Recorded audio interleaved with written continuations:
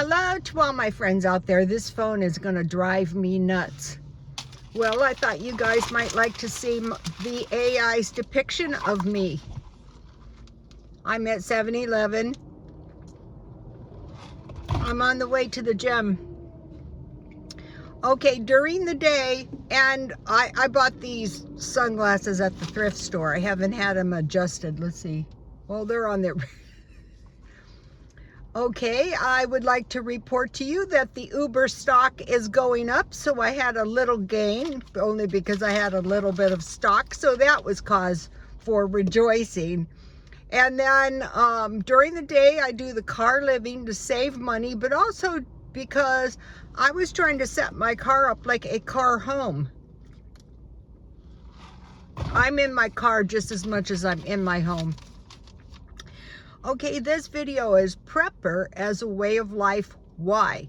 Well, what we're doing is we're preparing for some time in the future when we might need extra provisions to live and live comfortably. So mainly we're trying to prevent ever running out of food before we got more money to buy more. Okay, 1/3 of the adult population in the US are preppers. I thought that was pretty high. I think it's something to do with maybe after the COVID.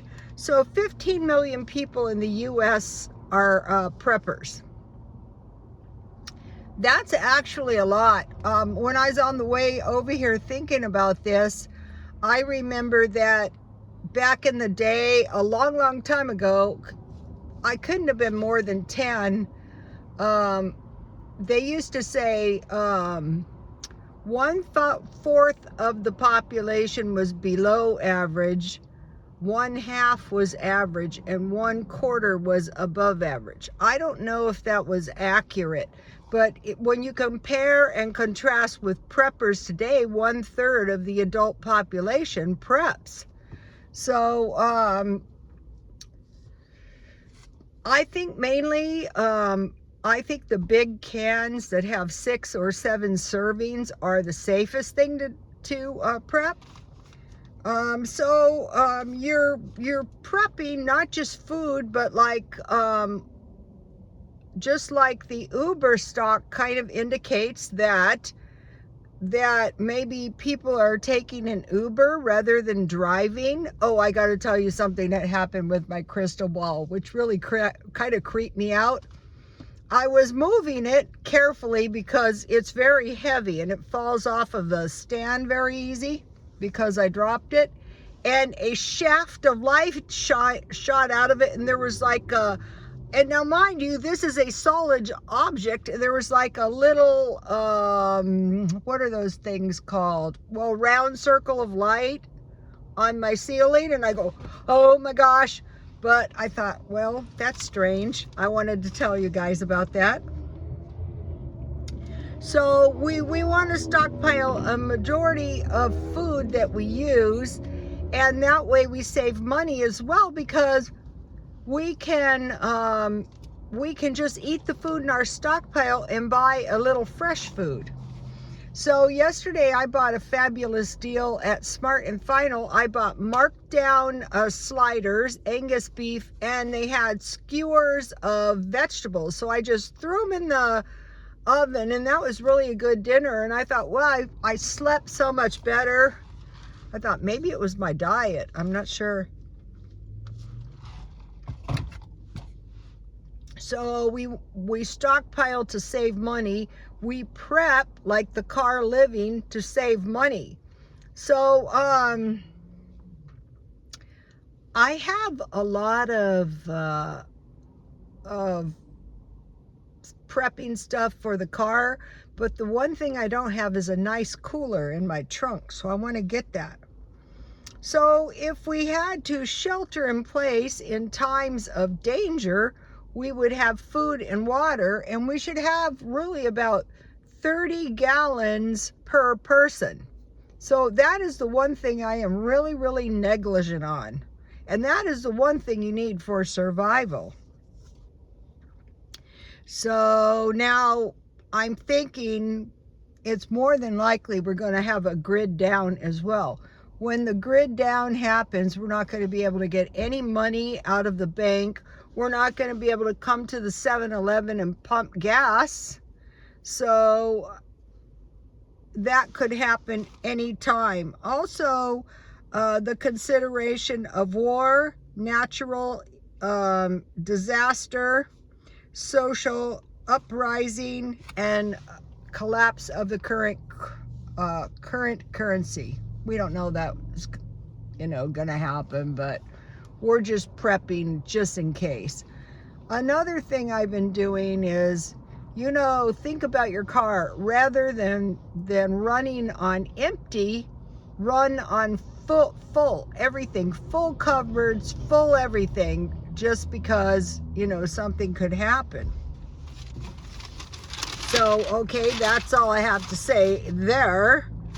Okay, so another reason we prep is peace of mind. Food, water, on food, indoor garden, shelter, heat, clothes, and blankets. It's pretty wet and dreary here. I wish I could do these videos driving, but that would be utterly unsafe. Okay, now another reason to stockpile is barter. Things that would be good for barter: cigarettes, coffee, liquor, baby formula, shoes, honey, dairy, fruit, and, well, I put grape juice. Okay, now another thing that we're trying to do is we're trying to make our money go further. Like yesterday when I bought the nice food at Smart and Final, I got it, I don't know, it might have been 30, it might have been 50% off. And then we're watching for sales. So when we get our stockpile, we have a little extra money for if we find a good deal. So what I've been doing also is listening to everyone worldwide, videos, I don't care where it's from, if it's on stockpiling or saving money or the economy.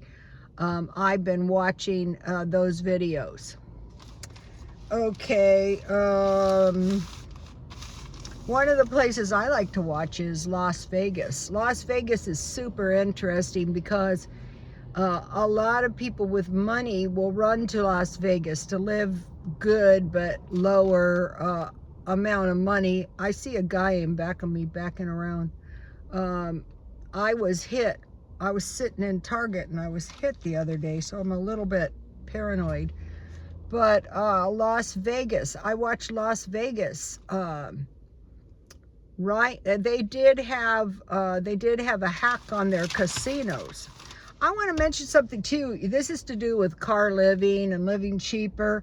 You can do a search and you just search, where can I live in the US for $500 a month rent? And there's a few places, I found them.